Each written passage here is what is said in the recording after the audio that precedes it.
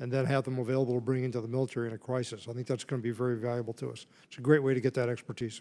Okay, great. Thank you. I yield back.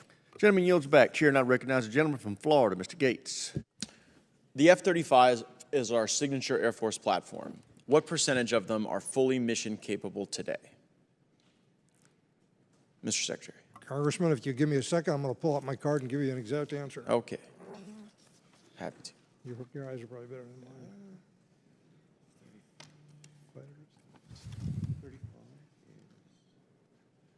55% is the number we have for operational availability.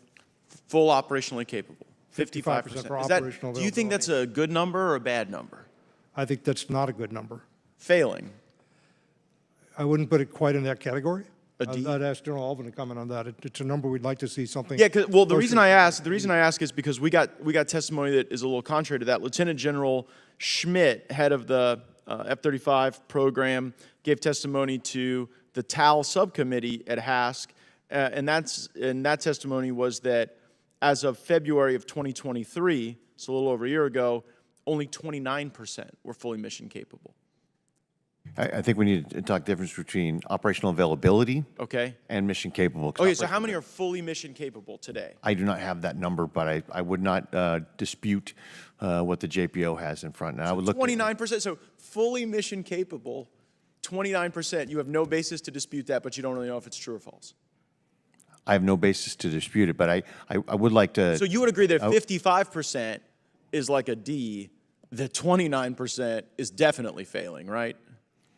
For fully mission capable, but the missions that they can accomplish. I go meet with the folks at the 33rd at Eglin Air Force Base in the district I represent, and they're doing a lot of, there's a lot of mission there, but like even the guys who are also at Eglin doing test, they end up being at the very end, right? And I totally get why you want your operational squadrons to be the most capable, but then test gets put to the end, and then we're not meeting our needs. Like, I just think anyone watching this, one, would be surprised that you, General, don't know the exact percentage that are operationally capable, and two, I think people would be surprised that it's 29%. And this GAO report that I found on breakingdefense.com that I seek unanimous consent to enter into the record, it says that the reason we are not capable is because you guys at the Pentagon have given too much power to Lockheed Martin and its subcontractors for sustainment. Do you believe Lockheed Martin has been given too much power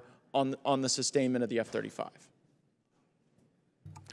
I believe that Lockheed Martin has more power than in some other weapon systems. They do have the contracted logistics system that was part of the procurement plan that was put in place 20 or some years ago. Well, right, I mean, but it's not working. If the Lockheed Martin built the F-35, only 29% of them are fully operationally capable right now. We've all agreed that's failing.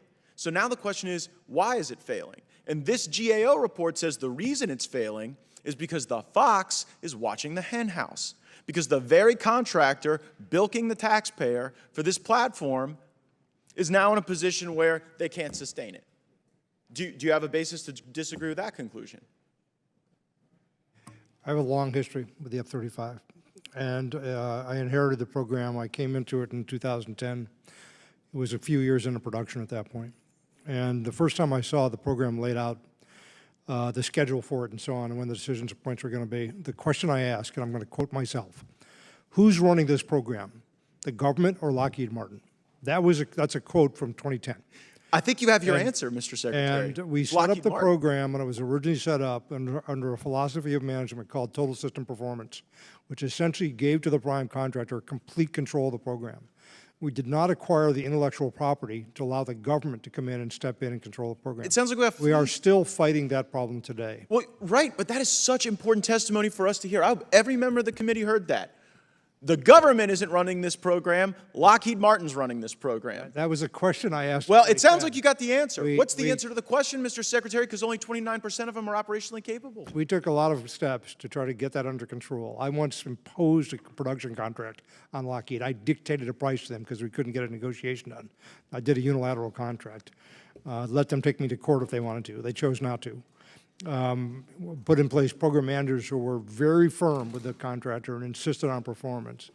We've had some conversations with the current head of the JPO, and we've had conversations with the CEO of Lockheed. I appreciate those conversations. I've always found you to be the truth teller. You're always very honest with the committee and straightforward. The problem is the tail here is wagging the dog, and it's not going to get better unless there's accountability for the fact that their planes don't fly.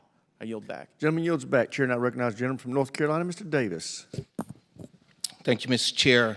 First and foremost, I would like to thank our airmen who have served us well in the 335th Fighter Squadron, who kicked butt defending our ally Israel over the past weekend, and I'm extremely proud of that.